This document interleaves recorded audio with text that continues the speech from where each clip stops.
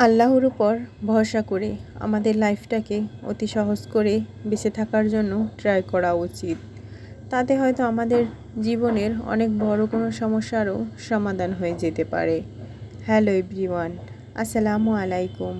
আশা করি সবাই ভালো আছেন। আমিও আল্লাহর রহমতে খুবই ভালো আছি।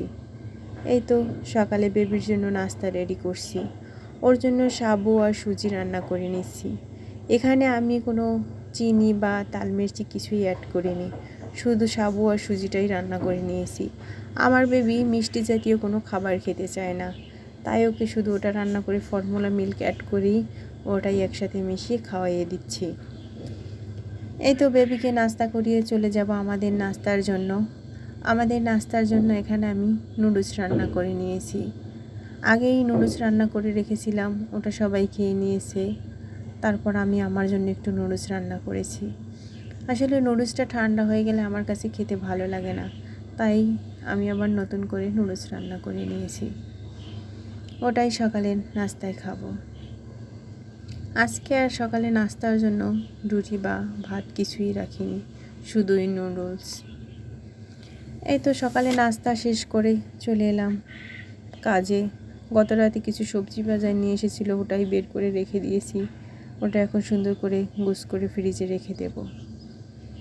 এখানে পালং শাক নিয়ে এসেছিলো কিছু। পালং শাকগুলো দেখতে খুব সুন্দর ছিল, মনে হয় এখনই উঠিয়ে নিয়ে এসেছে ওনারা ক্ষেত থেকে।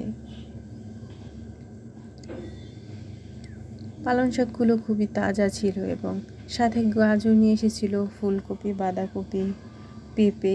বেবির জন্য এক প্যাকেট সেমাইও নিয়ে আসতে বলছিলাম, ওটাই নিয়ে এসেছেন। আর এদিকে কিছু আঙুল ফলও নিয়েছিলেন।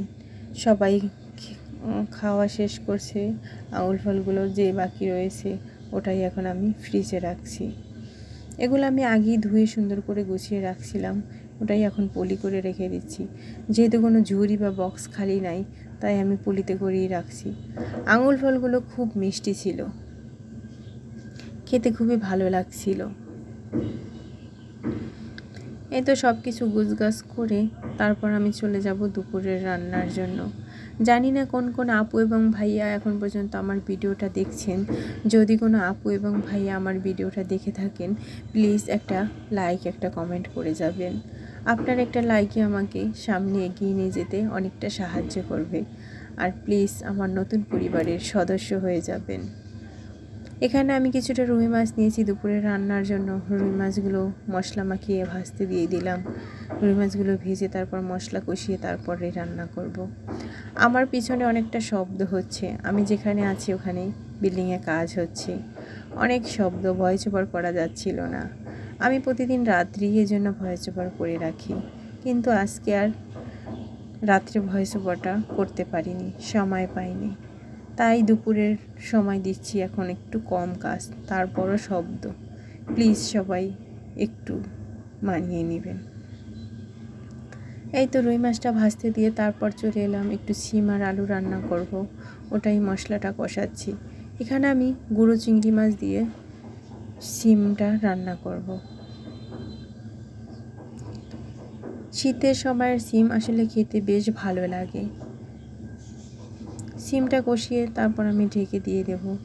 ওই যে বললাম না, মহান রব্বুল আলামিনের উপর ভরসা করে আমাদের লাইফটাকে যদি অতি সহজ করে ভাবি আমরা, তাহলে হয়তো আমাদের জীবনে আর কোনো দুঃখ বা বেদনাই থাকে না। সবই মহান রব্বুল আলামিন সমাধান করে দেয়, অতি সহজ করে দেয়। এখানে আমার রুই মাছটাও ভাজা শেষ। রুই মাছটা ভাজা হয়ে গেলে তারপর ওটা মশলা কষিয়ে রান্না করব। আমার কোনো কথা এবং কাজে যদি কোনো ভুল ত্রুটি হয়ে থাকে, প্লিজ ক্ষমার দৃষ্টিতে দেখবেন। মানুষ মাত্রই ভুল। আমি যে খুব বেশি দিন হয় ইউটিউবে আসছি সেটা কিন্তু নয়, হয়তো অনেক কিছুই বুঝি না। আপুদের দেখে শিখি, ভাইয়াদের দেখে শিখি, তারপর করি। ওনারা অনেক এক্সপার্ট, আমি হয়তো খুবই ছোট ক্ষুদ্র মানুষ। আমার কথা এবং কাজে হয়তো কোনো ভুল হতে পারে, প্লিজ ক্ষমার দৃষ্টিতে দেখবেন। এদিকে আমার সিম আর আলুটাও রান্না হয়ে গেছে, ওটাই কিছুটা ধনেপাতা দিয়ে নামিয়ে নিলাম। বেশ ভালো লাগছিল সিম আর আলুটা। এদিকে আমার রুই মাছেরও মশলাটা কষানো হয়ে গেছে, ওটাই সুন্দর করে দিয়ে দিলাম। রুই মাছটা বেশ বড় ছিল।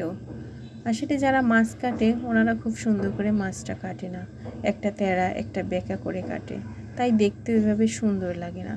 নিজের হাতে মাছ কাটলে আসলে খুবই সুন্দর হয়। এই তো সবজি রান্না করে নিলাম, মাছ রান্না করে নিলাম, সাথে একটু ভাজি তো অবশ্যই লাগে।